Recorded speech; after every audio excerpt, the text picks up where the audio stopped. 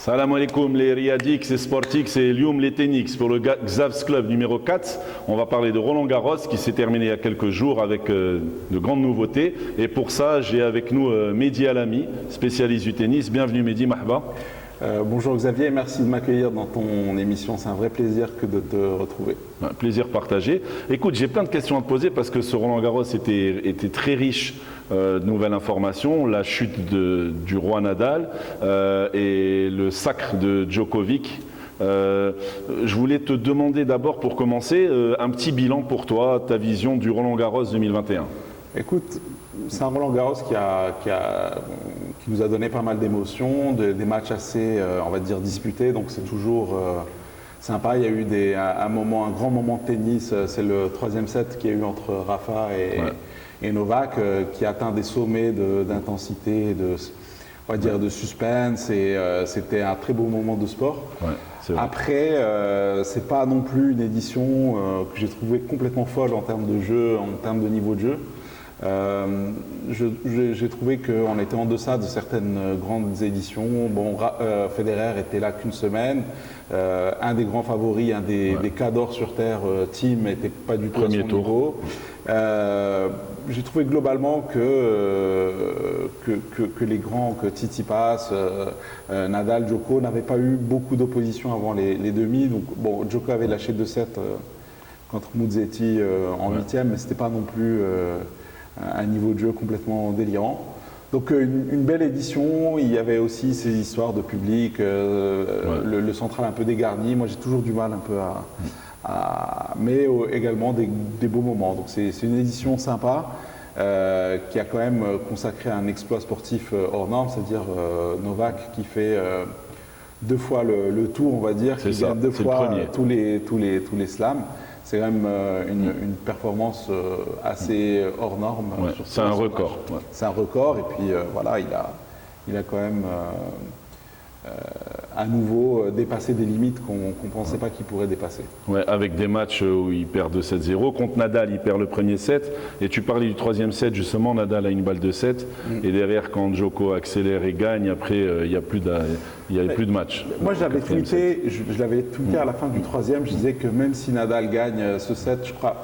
Physiquement, on commençait à sentir que Nadal coinçait un peu, alors que l'autre était loin de son plateau encore. Et ça, ce qui est invraisemblable avec Djoko, c'est cette intensité physique qu'il est capable de placer à partir des 3e et 4e sets et de maintenir jusqu'à la fin du match, qui est juste incroyable, surtout à son âge quand même. On parle de quelqu'un qui a 33 ans, 34 ans. Ouais. Le match contre Nadal, il y a beaucoup d'autres joueurs qui ont dit qu'il joue un autre tennis. Écoute, vraiment... Honnêtement, moi j'ai lu les déclarations de Nadal, qui est pas quelqu'un qui va se cacher derrière des choses, et qui a dit que... Il dit que lui n'était pas au 100%. Et ça se voyait, c'est-à-dire tu compares Xav, Nadal, il a toujours cette capacité à partir des quarts demi de Roland Garros, de se mettre en mode injouable. Ouais. Et on avait entrevu un peu ce niveau de jeu contre Schwartzmann en quart, et je me disais moi que Nadal, j'allais retrouver le Nadal qui a explosé Thiem 2 années de suite, le Nadal qui a gagné Djoko quelques mois avant. Tu te rappelles d'une demi contre Del Potro, où Del Potro tapait comme une mule. Il y a 5-6 ans, je crois. Non, même pas, il y a 4-5 ans, et Nadal avait souffert le premier set, puis après... Il s'était réglé. Il trouvait des zones à 20-30 cm de la ligne, des revers, des coups droits hyper liftés, etc., qui gênaient énormément Del Potro. Mais là, honnêtement, est-ce que tu as trouvé, toi, que Nadal, les zones qu'il trouvait ne gênaient pas du tout Novak, hein. Honnêtement. Compare la finale l'année dernière. La finale l'année dernière, Novak... c'est Nadal qui était injouable. Qui était injouable, et puis cette capacité à vraiment élever son niveau de jeu, j'ai jamais vu ça. C'est vrai qu'on a l'impression que c'était un match hors norme, parce que ce troisième set de fou, et je te prends ton service, tu me prends, etc. Mais honnêtement, Nadal, regarde le nombre de revers à mi-cours qu'il sort, alors que regarde le nombre de fautes directes que fait Nadal sur cette... Mais c'est peut-être parce que Djoko, il s'est imposé grave. Il trouvait comme d'habitude, des balles très proches de la ligne. Il a sorti des coups incroyables aussi. Et Nadal, il n'a pas réussi à le contrer, peut-être, non? Peut-être, ouais. Il y a aussi un des deux. Je pense que la vérité est un peu au milieu. Tu as Novak qui a fait un bon match, mais honnêtement, c'est pas le meilleur Novak que j'ai jamais vu sur terre battue. Hein. J'ai vu Novak. Regarde, la demi-finale 2013. Quand il gagne au 5e set, 9-7. Exactement. Ouais. Quel match. Novak était 100 fois plus fort que Novak. Oui, c'est vrai, c'était un match. Les deux étaient plus forts. Il n'y a même pas photo. Les deux étaient plus forts. Ça s'est joué au mental, ce match-là. Oui, ça s'est joué au mental. Et puis voilà. Mais moi, ce qui m'impressionne, c'est le comeback de Novak en finale. Parce que à 2-7-0, 99% des gens pensent que c'est terminé. Ouais. Il fait sa pause vestiaire habituelle. Ouais. Il change de tenue. La rouge contre la blanche. Il revient et c'est physiquement pas la même personne sur le terrain. C'est pas le même regard, c'est pas la même vitesse. Comme a dit Tsitsipas, tu avais l'impression que Djokovic anticipait absolument toutes les balles. Il était plus alerte. Ça veut dire quoi, était plus rapide. Écoute, dans la carrière de Djokovic, tu as un avant et après 2011. Djokovic, avant 2011, c'est clairement un top 5 mondial, mais c'est un intermittent, mentalement parlant, il a balancé énormément de matchs. Je pense à Cole Schreiber à Roland Garros, où il sort au premier ou au deuxième tour en faisant n'importe quoi.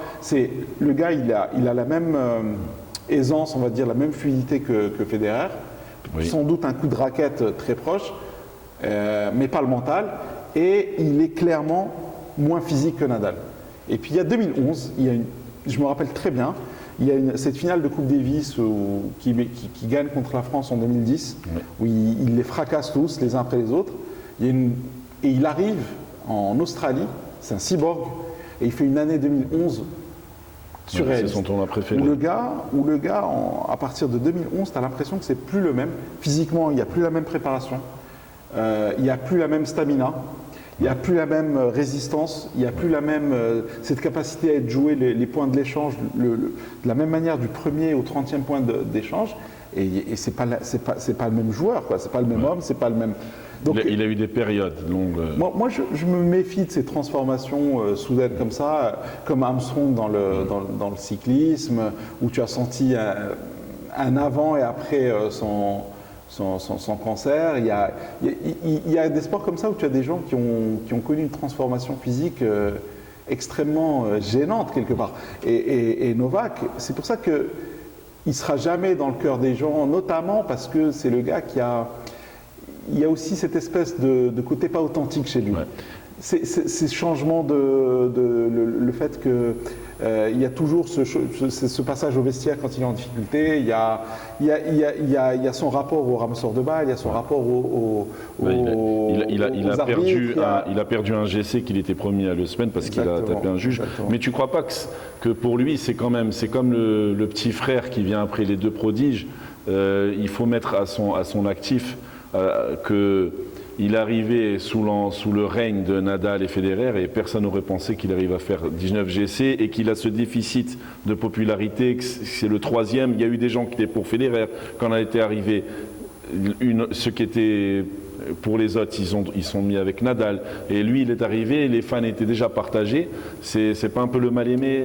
Je ne crois pas qu'il soit mal aimé pour ça. Il y a des gens, tu vois, par exemple, j'ai pas envie d'anticiper les événements, mais Tsitsipas c'est le futur méga star du tennis. Bien sûr, c'est un super. Il a du charisme, il a une espèce de truc larger than life, comme on dit en anglais. Il est comme ça, il est physiquement, c'est un espèce de semi-dieu grec. Il est quand même hyper beau gosse. Tu vois, il est très authentique dans son rapport au public. Moi, je l'aime bien. Il est très sympa. Tu vois en conférence de presse, il est complètement. C'est quelqu'un. Il est plus humain. Il est plus humain et puis il est authentique. Moi, Djoko, depuis le début, c'était un type qui te qui était un peu antipathique. Non, mais il a un déficit d'authenticité. Ça se voit que c'est pas menteur, mais il est dans l'invention de l'émotion. Quoi. Ça se voit trop. Tu vois, ces espèces de cœurs ridicules qu'il fait au public. Et on sent trop qu'il a super envie d'être aimé. Oui, c'est le mal aimé. Ouais. Mais c'est pas que c'est le mal aimé, c'est que le type est pas authentique. Ouais. T'as pas envie de. Il transmet pas autant que les deux autres. Il y a un truc.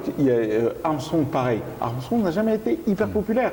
Ouais. Ivan Lendl n'a jamais été hyper populaire. Alors ça ne veut pas dire forcément. Regarde, je te prends sans doute un des mecs les plus aimés de l'histoire du sport.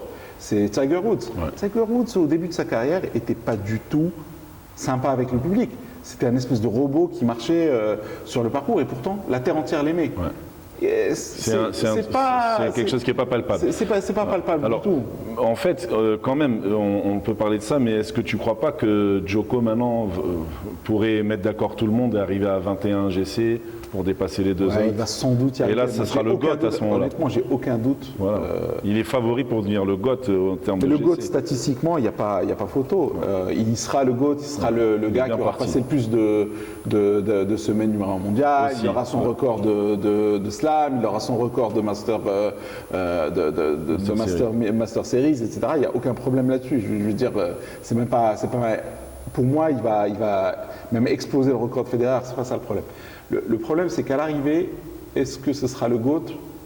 Pour moi, non. En statistique, oui. En statistique, oui, mais c'est après, en style facile, de jeu.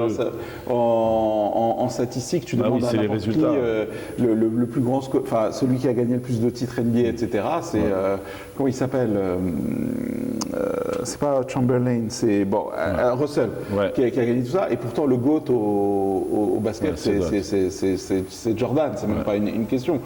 Comme au foot, le GOAT, ce sera le débat, ce sera soit Maradona, soit Pelé. On dira le GOAT du cœur et le GOAT de. Oui, mais le vrai GOAT, c'est Federer. Enfin, non, mais c'est un sport. Pas une question. Mais là, c'est un sport individuel. Le basket, c'est collectif, le foot, c'est collectif. Ouais. C'est vraiment homme contre homme. Et moi, je suis pas un fan de Djoko, mais on ne peut que dire bravo, quoi. Je suis pas d'accord. Il va dépasser les autres. Je suis pas d'accord. C'est aussi ce que je te dis, c'est que le GOAT, c'est aussi le rapport que tu as eu avec le public. C'est qu'est-ce que tu as. Federer, il a complètement révolutionné le tennis, par son charisme, par son jeu léché, etc. C'est impossible de ne pas... Je veux dire... c'est le félin. C'est le félin. Après, Djoko arrive 5 ans après Federer. Il y a aussi quand est-ce qu'ils ont été prime, il y a aussi les blessures, il y a aussi la préparation physique. Et puis moi, je te dis, je ne serais pas étonné, je dis sans théorie du complot, sans rien du tout. Est-ce que, honnêtement, Xavier, tu serais hyper surpris si un scandale du type d'Armstrong arrivait à Djoko Est-ce que tu serais surpris? Je dis pas que